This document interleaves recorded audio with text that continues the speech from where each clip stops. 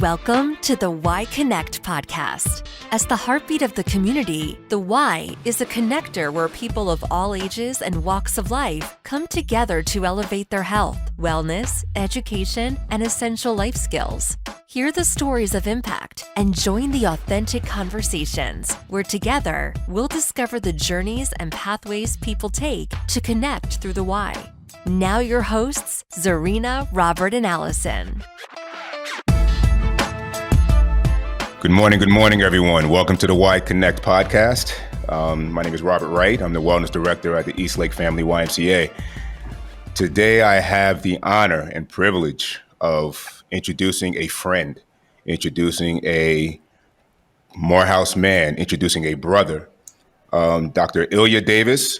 He serves as the Dean of First-Year Students and Transition Programs, as well as Professor of Philosophy at Morehouse College. He is a 1989 philosophy graduate of Morehouse College. He pursued a master's degree in religion and culture at Harvard University and a doctoral studies at the University of Chicago in philosophy of religion. He has published on the political thought of former Morehouse College president, Dr. Benjamin E. Mays, African-American religious experiences, Black fraternities and sororities, and historically Black colleges and universities.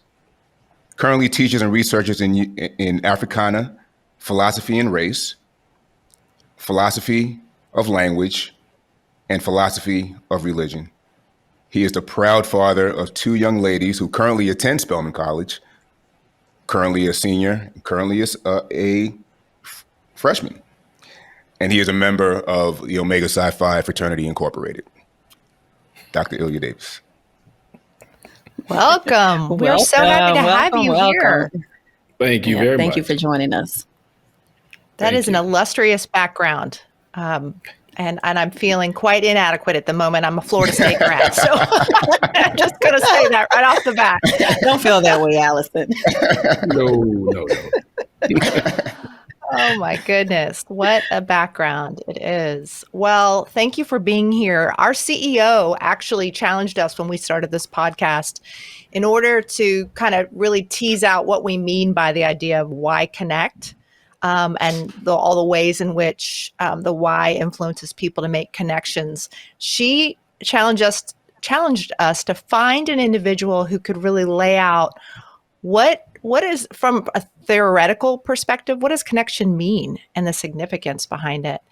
And so I'm going to ask you this first question, if you don't mind. I found a tweet that you shared in September, which was just truly inspiring to me. And it really leans into this idea of connection with your students. And you had a message that went out to students, and you said, "I'm convinced that true teaching involves true caring. I teach. The hazard of teaching just may be the development of a profound cultivation of care and love for students who are physically transient, yet their imprint on you endures over through the time-space interval. I thank all of my students for sharing their lives with me, and I could not become a better human without you all." So I'll just start there. Tell us about your role and describe these connections that you make with students on a daily basis. Well, first and foremost, thank you all very much. And it's so wonderful to share this time with you, especially my dear beloved brother, who is the transplant from New York, and now we'll call him a Georgian, Brother Wright. Yeah, I heard a little country twang in his introduction. There was just enough Georgia twang there. So I appreciate that. But it's quite interesting because I'm humbled that you even could find that quote and accept it as giving some insight into what I do. So since that bio, I am now not only over the freshmen, I'm also over seniors here at Morehouse College. And my responsibility, I guess, has been scripted by the institution, is to usher in the first year students and help them acclimate to college in general, but more specifically to Morehouse. We believe we have a very unique experience here at Morehouse College. And then I'll see them in 2 years after that. If they make it to their senior year, my responsibility is to assist them as they transition out of college into graduate school, professional school, and or employment. And so that's the general nature. But more specifically, Morehouse takes itself to be a brotherhood, a fraternity of sorts. And so it's a bonding, it's a creation of a shared community. And so fundamental to me, it's all about sacrifice. And it's a form of sacrifice that requires one to sublimate or reduce themselves in light of what's best for the community.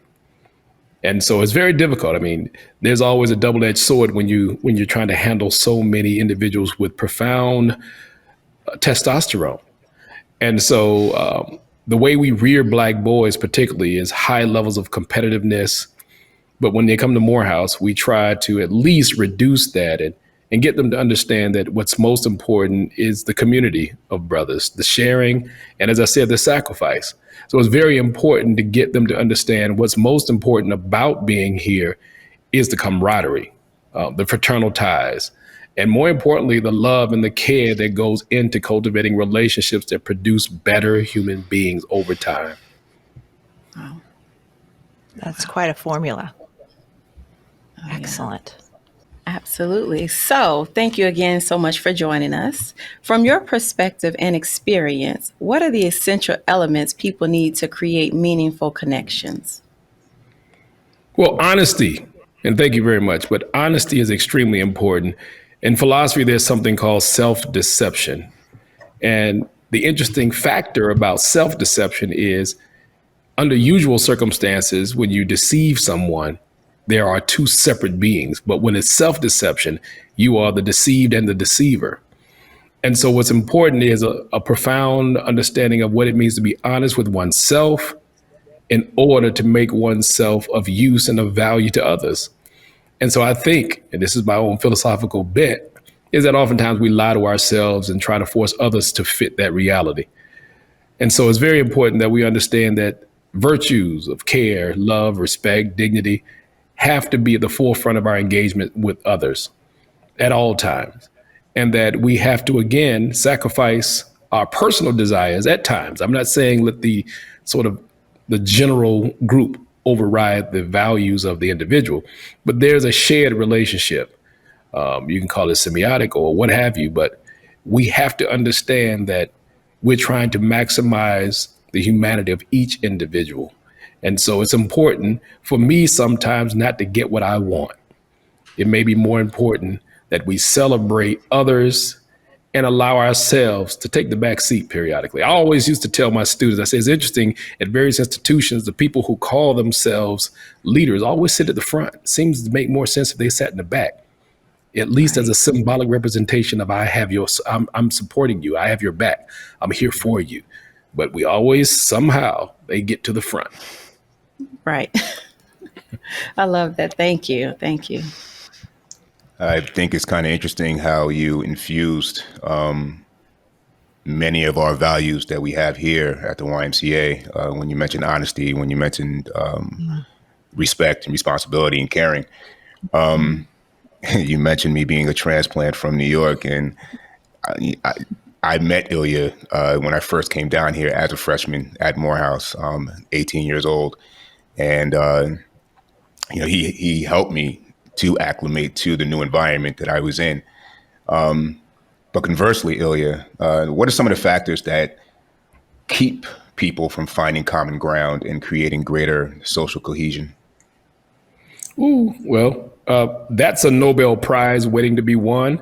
So I'll just throw my throw my little efforts in. It's very complex, and I would never be as naive to think that this is the answer. So let's just try to give an answer. It's the converse of what I said. One fundamental problem is arrogance, unadulterated arrogance. It's difficult for people to see themselves as facilitators. I mean, just think about the language we use. I don't subscribe to the use of word leader as much as facilitator. And so I tell students all the time, I said, if you wish to be in a position of leadership, that's managerial. If you wish to facilitate movement, social movements, political movements, you have to be a facilitator. And that is, you have to find the best in others and help them maximize it, help them draw from this well. this nascent ability that many people have, and for various reasons they don't maximize. And so I'm a proponent of always trying to ask first and foremost, what do you need? And is there anything I can do to help cultivate and refine that with you, through you, in you? And if I can't, sometimes the best response is silence that will allow you to hear yourself, right? This beautiful voice that you have within.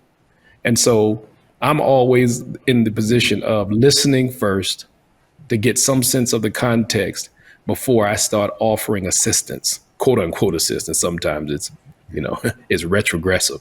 But I really do believe firmly in listening and allowing people to represent their suffering, the things they love and care about, because I think that's when you really make the appropriate human connections, when you understand what is the motivation for your tears, whether they be for happiness or sadness.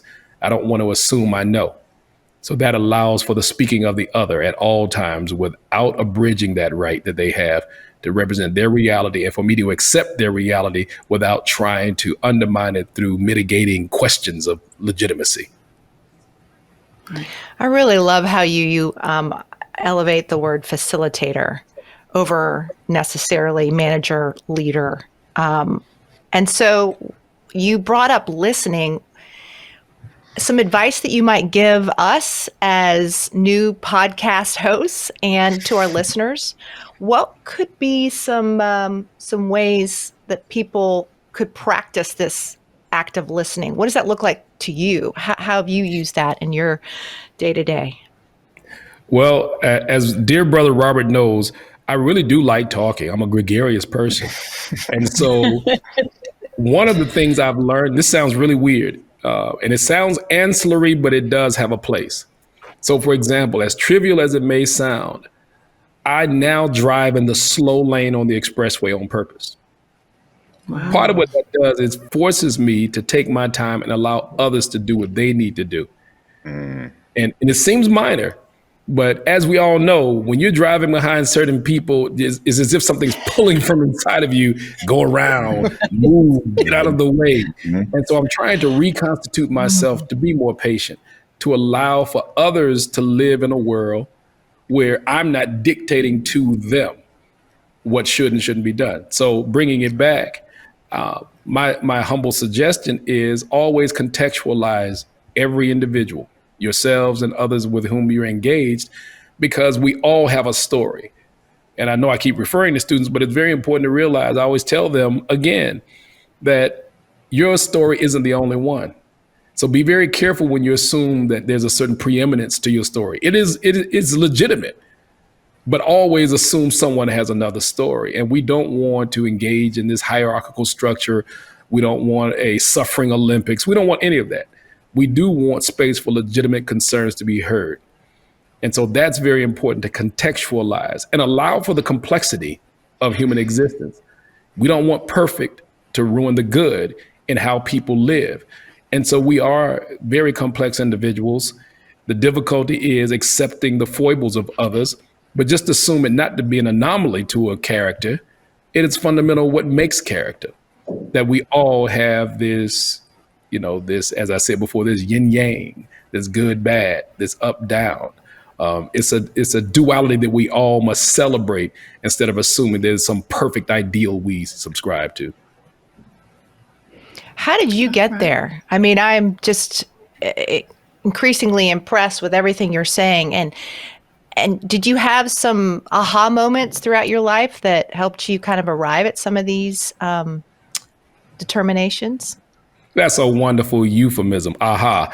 We have to be. I have to be honest with you. It wasn't an aha. It's called failure. Oh, wow. Yes. It's called failure. Okay. So, and I'll be. I can't speak about it and not be about it, as we say here in Atlanta. And so I have to be honest and tell you, I failed enough. And I tell students all the time, something that seems to be TMI, as they say. I didn't find out that I had ADHD until I was a graduate student at Harvard.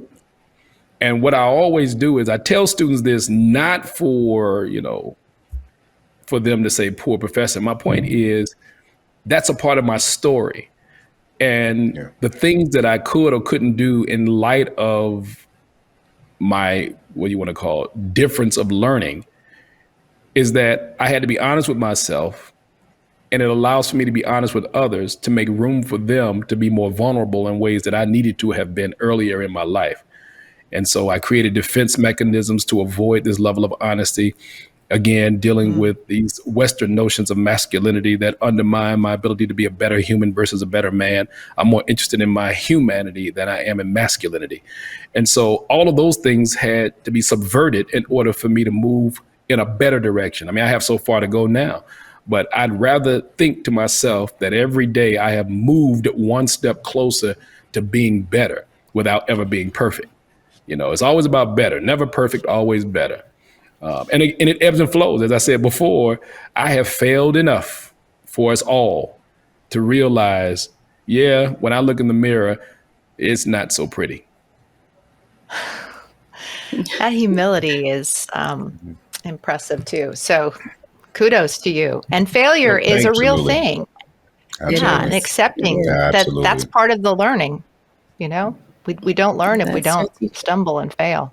Yes. It's part of the process. They always say embrace the process. Embrace it. So Dr. Davis, you said story. So now you have the opportunity to share your why story or your connection to the YMCA. Well, I'm not as young as I look. That's a joke. But my YMCA growing up, it was very interesting, particularly and I can only speak from the perspective of working class, poor Black neighborhoods. And so one of the more renowned YMCAs was Butler Street.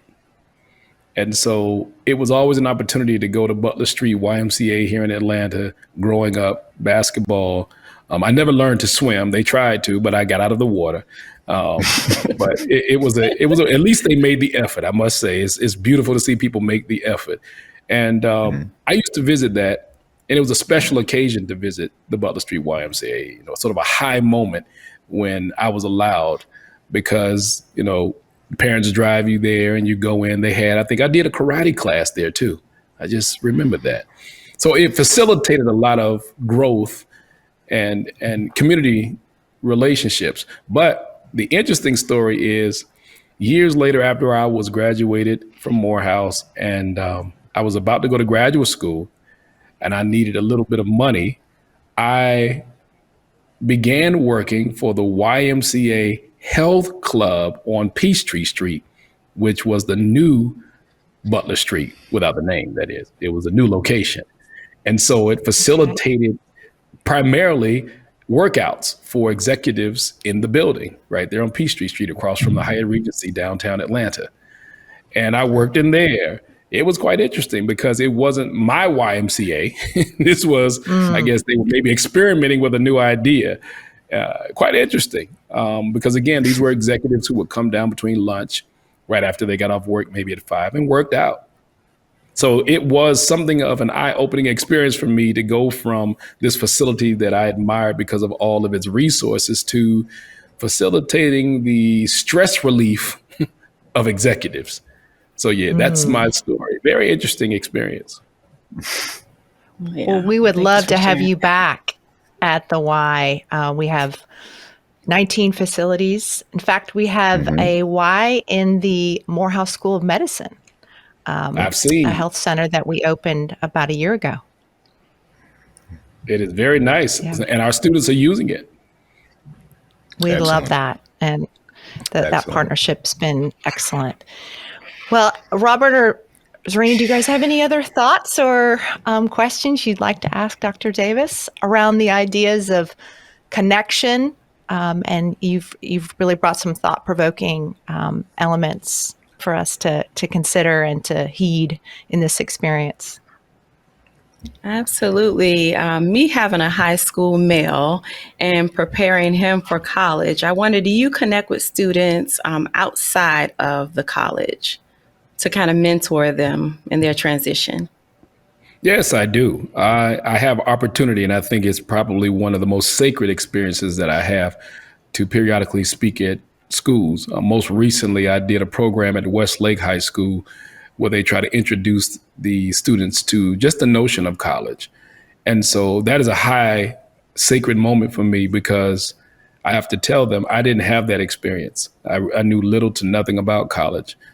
There were 6 of us in the house. My eldest sister, being the most brilliant in my family, she attended Clark College, where she was in the honors program there. So that's pretty much the sort of length and breadth of my experience with college was through her. And so to be able to go to high schools and talk to students, I love that. I've done some programming with a Project Pinnacle program here in Atlanta. That's a mitigation program for individuals who have engaged the judicial system. And so I try my best to get out of these quarters as much as I can to make sure that my feet are still on the ground. I had a professor here at Morehouse who used to always tell those of us interested in going into academics as a vocation, that make sure you always, as best possible, stay acquainted with the animating features of everyday life. That means watching talk shows. That means listening to music you may not have traditionally wanted to hear, because I need to know where are the people I wish to serve with and for. And so you have to keep your feet again on the ground and be very clear what makes these people tick, what makes all of us tick. And that's what I mean earlier about context. We have to always be careful to make sure that we're walking into a situation aware in the most cursory way. I mean, I'm not saying in a hard sense of I can tell you. It's more a matter of I need to have some sense of what it means for you to see the world in the colors that you provide. And so that's very important for me. So not only doing it at Morehouse with freshmen and seniors, but getting out in the community to really make that impact and that connection. That's beautiful. Yes. Really beautiful. And if I may add, we recently, Morehouse, Spellhouse, we recently celebrated our homecoming, and true to his word and true to his character, I had an opportunity of running into Illya, massive people out there. But I had the opportunity of running into him. We took a picture together.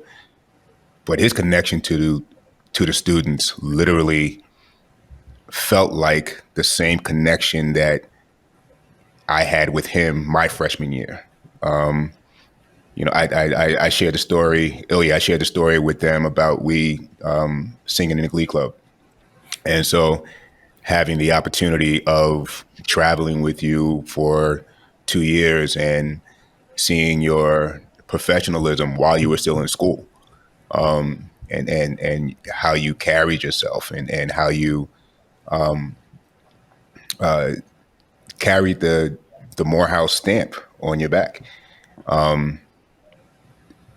At 18 and now at 52, and to see the interactions that you have with your students currently on the campus, it's amazing to me. The consistency in it is amazing to me. And so I've always appreciated that about you and applauded you for for that consistency and for that dedication to your promise and to your truth. Well, I thank you. So Rob is one of the few people that we can call kind. And we don't use that. We have a tendency to call people nice. No, Robert is kind. And just reflect on how often we say that. You'll see the difference. He's a kind human being. Oh, yeah, always. I don't know what he does at work. I can't give an account of that. He does a great job. He's developed quite the reputation for just connecting with members and really making a difference in the lives of people. I'm sure. Perfect heart. Perfect heart. Thank you. Thank you. Dr. Davis, thank you so much for taking time to speak with us about your lived experience and the ways in which you are making connection come to life with your students and with members of the Metro Atlanta community. We really appreciated meeting you and having you here. Thank you so much for the opportunity. Thank you. Thank you so much. Thank you. And I like that sweater, sir. Thank you for listening to the Y Podcast. To continue the conversation or to find your closest Y, please connect with us at ymcaatlanta.org and sign up for our newsletter. healthy together.